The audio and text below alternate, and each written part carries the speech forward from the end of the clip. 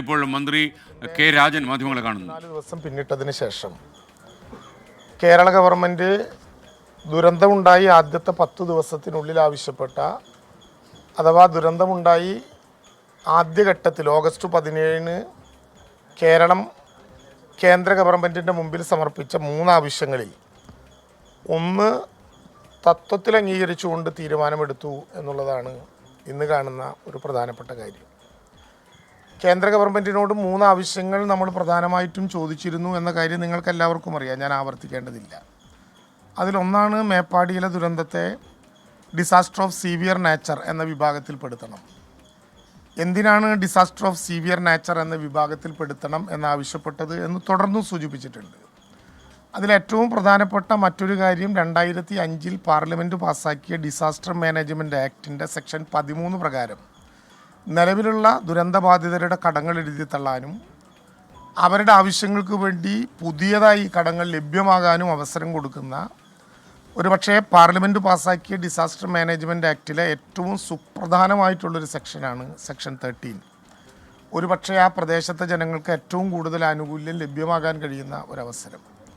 കേരള സംസ്ഥാന ഗവൺമെൻറ്റിൻ്റെ കൈപ്പിടിയിലുള്ള ഒരു ബാങ്ക് എന്ന നിലയിൽ കേരള ബാങ്ക് ആ 3 വാർഡുകളിലായി ദുരന്തബാധിതർ എടുത്തിരുന്ന മുഴുവൻ കടങ്ങളും എഴുതി തള്ളി ഒരു മാതൃക കൂടി കാണിച്ചാണ് കേന്ദ്ര ഗവൺമെൻറ്റിനോട് ഈ ആവശ്യം ഉന്നയിച്ചത്. അതിനെക്കുറിച്ച് ഒരഭിപ്രായവും ഇതിൽ പറഞ്ഞിട്ടില്ല.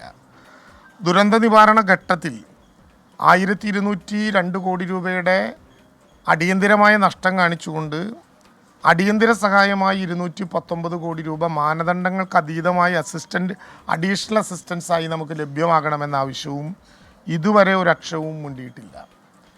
ഇതിൽ തന്നെ 154 ദിവസത്തിനിടയിൽ കേരളത്തിലെ ഗവൺമെൻറ് നടത്തിക്കൊണ്ടിരിക്കുന്ന ദീർഘമായിട്ടുള്ളൊരു പ്രക്രിയയുണ്ട്. കേരളത്തിലെ ഗവൺമെൻറ്റിനോടൊപ്പം സുമോമോട്ടോ ഇത് കേസെടുത്ത ഡിവിഷൻ ബെഞ്ചും ഇക്കാര്യത്തിൽ നടത്തിയിട്ടുള്ള വളരെ പ്രധാനപ്പെട്ട ഒരുപാട് അഭിപ്രായ പ്രകടനങ്ങളുണ്ട്.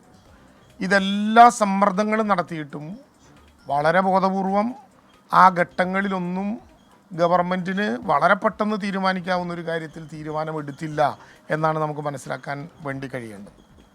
ഇനി ഇതോടൊപ്പം തന്നെ പലരും തെറ്റായി പറയുന്നത് പോലെ നമ്മുടെ ഉന്നതരായിട്ടുള്ള ചില ആളുകൾ പോലും തെറ്റിദ്ധരിച്ചതുപോലെ ആദ്യത്തെ നമ്മുടെ മെമ്മോറാണ്ടം നഷ്ടങ്ങളെക്കുറിച്ച് സൂചിപ്പിച്ച് കൊടുത്തിട്ടുണ്ടായിരുന്നു. രണ്ടാമത്തത് നമുക്ക് ഒരു പുതിയ വിൻഡോ ഓപ്പൺ ചെയ്തതിൻ്റെ അടിസ്ഥാനത്തിൽ PDNA നവംബർ 13-ന് നമ്മൾ സമർപ്പിച്ചിട്ടുണ്ടായിരുന്നു. ഇനി PDNA പ്രകാരം നേരത്തെ നമ്മൾ പറഞ്ഞതുപോലെ NDRFൻ്റെ ദുരന്ത നിവാരണ നിധിയുടെ ഒരു പുതിയ സ്കീമായിട്ടുള്ള റിക്കവറി ആൻഡ് റീകൺസ്ട്രക്ഷൻ വിൻഡോയിൽ നമ്മൾ കൊടുത്തതാണ് PDNA, post disaster need assessment. അത് നിങ്ങൾക്കെല്ലാവർക്കും അറിയാവുന്നതുപോലെ 2221 കോടി രൂപയുടെ പുനർനിർമ്മാണ പ്രക്രിയയെക്കുറിച്ച് പറഞ്ഞതാണ്. അതും നവംബർ 13-ാം തീയതി കേന്ദ്ര ഗവൺമെൻറ്റിൻ്റെ മുമ്പാകെ കേരളം സമർപ്പിച്ചു. എന്താണ് ഇതിനെല്ലാം ഇത്ര കാലതാമസം ഉണ്ടാകുന്നത് എന്നാണ് നമുക്കിതുവരെ മനസ്സിലാകാത്ത ഒരു പ്രധാനപ്പെട്ട കാര്യം. ദുരന്തമുണ്ടായി 1 മാസത്തിനുള്ളിൽ തന്നെ കേരളത്തിൻ്റെ ആവശ്യം ഞങ്ങൾക്ക് മനസ്സിലാക്കാൻ കഴിയുന്നത് കേരളം സന്ദർശിച്ച ഇൻ്റർ മിനിസ്റ്റീരിയൽ സെൻട്രൽ ടീം അംഗീകരിച്ചു എന്നുള്ളതാണ്. IMCT ഓഗസ്റ്റ് 9, 10 തീയതികളിൽ കേരളത്തിൽ പങ്കെടുത്ത് കേരളത്തിലെ അവരുടെ പരിശോധന പൂർണ്ണമായും പൂർത്തീകരിച്ചതാണ്. എന്തിനാണ് IMCT വരുന്നത്? എല്ലാ ദുരന്തത്തിനും IMCT വരില്ല.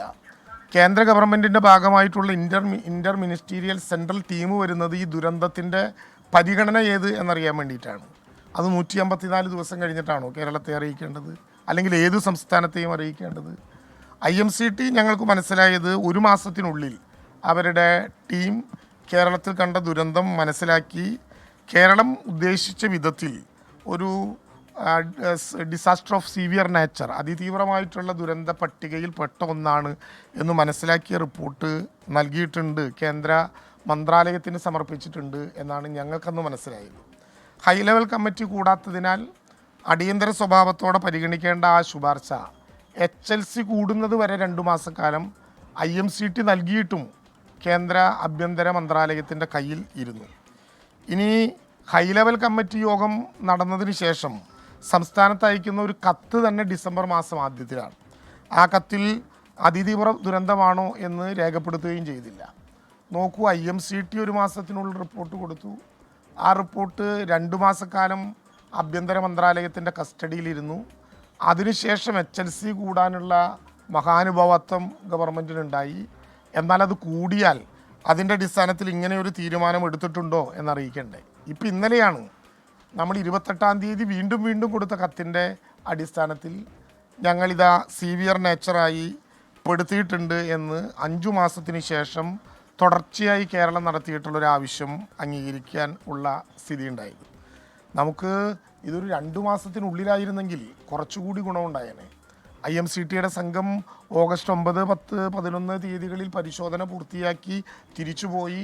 ഓഗസ്റ്റ് 17-ാം തീയതി കേരളം അതിൻ്റെ നഷ്ടത്തെ സംബന്ധിച്ച് ആദ്യം മെമ്മോറാണ്ടം കൊടുത്ത് ആ ഘട്ടത്തിൽ ഇക്കാര്യങ്ങളെല്ലാം പ്രത്യേകം വിശദീകരിച്ച് ആഗസ്റ്റ് മാസത്തിൽ തന്നെ ബഹുമാനപ്പെട്ട മുഖ്യമന്ത്രി ഇന്ത്യയുടെ പ്രധാനമന്ത്രിയെ വീണ്ടും കണ്ട് അങ്ങ് ചൂരൽമലയിൽ സന്ദർശിച്ച വേളയിൽ ആവശ്യപ്പെട്ട മെമ്മോറാണ്ടം ഞങ്ങൾ കൊടുത്തിട്ടുണ്ടെന്നും അതിൻ്റെ ഒരു കത്തുകൂടി ഇതാ എന്നും പറഞ്ഞുകൊണ്ട് സമർപ്പിച്ച ഘട്ടത്തിൽ ഏറ്റവും ചുരുങ്ങിയത് 2 മാസം എടുത്തോട്ടെ, 2 മാസത്തിനുള്ളിലെങ്കിലും അറിയിപ്പ് ലഭിച്ചിരുന്നെങ്കിൽ നമുക്ക് കുറച്ചുകൂടി ഗുണമായേനെ. UN സ്ഥാപനങ്ങൾ, NGOകൾ അവരുടെ കയ്യിൽ നിന്നുള്ള അധിക സാമൂഹിക സഹായം നമുക്ക് കിട്ടാൻ ഉപയുക്തമായേനെ. പക്ഷേ ഇപ്പം 5 മാസക്കാലം കഴിഞ്ഞു, ഇനിയും നമ്മളതിൻ്റെ പരിശ്രമം തുടരും. പക്ഷെ 5 മാസക്കാലത്തിനിടയിൽ രാജ്യത്തെ പലയിടങ്ങളിലും പല വിധത്തിലുള്ള ദുരന്തങ്ങളുണ്ടായി. അവരൊക്കെ ഈ ആവശ്യവുമായി സ്വാഭാവികമായിട്ടും അത്തരം ഏജൻസികളെ സമീപിക്കും. ഉണ്ടായി ഉടനെ തന്നെ കിട്ടിയിരുന്നെങ്കിൽ നമ്മളാകുമായിരുന്നതിനെ ആദ്യം ഇക്കാര്യം കാണിച്ചുകൊണ്ട് ഈ പ്രശ്നങ്ങൾ ഉന്നയിക്കുക. കേരളത്തിന് ചില ആശയങ്ങൾ ഇനിയുമുണ്ട്. ഡിസാസ്റ്റർ ഓഫ് സിവിയർ നേച്ചറായി പ്രഖ്യാപിക്കപ്പെട്ട സാഹചര്യത്തിൽ ഗവൺമെൻറ്റിൽ നിന്ന് ലഭിക്കുന്ന, കേന്ദ്ര ഗവൺമെൻറ്റിൽ നിന്ന് ലഭിക്കുന്ന ഫ്ലെക്സി ഫണ്ടുകളുണ്ട്. അതായത് കേന്ദ്ര സഹായത്തോടെ നടപ്പിലാക്കുന്ന വിവിധ പദ്ധതികളുടെ 25% ദുരന്ത നിവാരണത്തിന് വിനിയോഗിക്കാനുള്ള സാധ്യതയെക്കുറിച്ച് പരിശോധിക്കുകയും കേന്ദ്ര ഗവൺമെൻറ്റിനോട് അക്കാര്യം പറയുകയും ചെയ്യും. Scheme for special assistance to the state capital investment, ഇക്കാര്യത്തിൽ കേരളത്തിന് ലഭിക്കുന്ന തുകയുടെ 50% ദുരന്ത മേഖലയിലെ പുനർനിർമ്മാണത്തിന് വേണമെങ്കിൽ ഇക്കാര്യത്തിൽ ഒരു കനിവ് കാണിച്ചാൽ ഇടപെടാൻ വേണ്ടി കഴിയും. അതുപോലെ തന്നെ രാജ്യത്തെ MP-മാരോട് ഇവിടുത്തെ പുനർനിർമ്മാണ പ്രക്രിയയിൽ അവരുടെ സഹായങ്ങൾ ലഭ്യമാകണം എന്നാവശ്യപ്പെടാൻ കഴിയും. ഇക്കാര്യങ്ങളിലൊക്കെ 5 മാസത്തിന് ശേഷമാണ് നമുക്ക് ഇത്തരത്തിലുള്ള ഒരു കത്ത് ഔപചാരികമായി കേന്ദ്ര ഗവൺമെൻറ്റിൻ്റെ കയ്യിൽ നിന്ന് 154 ദിവസം പിന്നിടുന്ന ഘട്ടത്തിലാണ് കിട്ടിയതെങ്കിലും അതുമായി ബന്ധപ്പെട്ട പ്രവർത്തനങ്ങളുമായി ഗവൺമെൻറ് മുന്നോട്ട് പോകും. കോടതിയും ഗവൺമെൻറ്റും നിരന്തരമായി ആവശ്യപ്പെട്ടപ്പോൾ സ്റ്റേറ്റ് ഹൈ ലെവൽ കമ്മിറ്റി കൂടിയിട്ട് 153 കോടി രൂപ ഇവിടെയുള്ള പണത്തിലെ STRF തുകയിൽ നിന്ന് 50% 153 കോടി രൂപ ഉപയോഗിക്കാനുള്ള അവസരം ഞങ്ങൾ കൊടുത്തിട്ടുണ്ട് എന്ന് കോടതിയെയും കേരളത്തിലെ ജനങ്ങളെയും തെറ്റിദ്ധരിപ്പിക്കാവുന്ന ഒരു സമീപനമാണ് കേന്ദ്ര ഗവൺമെൻറ് ദുരന്ത നിവാരണ അതോറിറ്റി എടുത്തത് എന്നതും ഏറെ അപമാനകരമായ കാര്യമാണ്. അതിനെക്കുറിച്ച് നേരത്തെ ഞാൻ പറഞ്ഞതായതുകൊണ്ട് ഞാൻ വീണ്ടും ആവർത്തിക്കുകയല്ല. പക്ഷേ HLC കൂടിയിട്ട് ഇത് തീരുമാനിച്ചു എന്ന് നമ്മൾ ഇന്നലെയാണ് അറിയിക്കുന്നത്. പക്ഷേ ആ HLC കൂടി ഒരു കാര്യം പറഞ്ഞു, നമ്മളെ വേറെ ഒരു അർത്ഥത്തിൽ തെറ്റിദ്ധരിപ്പിക്കാൻ ഞങ്ങൾ 153 കോടി രൂപ കേരളത്തിന് അവതരിപ്പിച്ചിട്ടുണ്ട്. അത് HLCയിൽ തന്നെ ഈ പ്രശ്നവും ചർച്ച ചെയ്തിട്ടുണ്ടാകില്ലേ? എങ്കിൽ പിന്നെ എന്തിനാണ് ഇത്ര വൈകുന്നത്? 153 കോടി രൂപ കേരളത്തിന് എങ്ങനെ തന്നു എന്നാണ് പറയുന്നത്. കോടതി പോലും പറഞ്ഞല്ലോ മാനദണ്ഡങ്ങളിൽ മാറ്റം വരുത്തി, STRFൻ്റെ മാനദണ്ഡങ്ങളിൽ മാറ്റം വരുത്തി ആ തുക അനുവദിക്കാനാകുമോ? അതിലൊരു അഭിപ്രായമില്ല. STRFിൽപ്പെട്ട 153 കോടി രൂപ ഞങ്ങൾ ഹൈ ലെവൽ കമ്മിറ്റി കൂടി കേരളത്തിൽ ബാക്കിയുള്ളതിൻ്റെ 50% കേരളത്തിന് തന്നെ അനുവദിച്ചു എന്ന് പറയുന്നതിൻ്റെ ഒരു യഥാർത്ഥത്തിൽ കേരളത്തിൻ്റെ ജനാധിപത്യ മൂല്യങ്ങളോടുള്ള, ഇന്ത്യയുടെ ജനാധിപത്യ മൂല്യങ്ങളോടുള്ള ഒരു വെല്ലുവിളിയാണത്. ആ 153 കോടി രൂപയിൽ ഇപ്പോൾ അവിടെ നമ്മൾ കൊടുത്തുകൊണ്ടിരിക്കുന്ന 814ഓളം കുടുംബങ്ങളുടെ വാടക കൊടുക്കാൻ പറ്റുമോ? ആ പണം എടുക്കാൻ അനുവദിക്കുമോ? കേന്ദ്ര ഗവൺമെൻറ് അനുവദിക്കില്ലല്ലോ.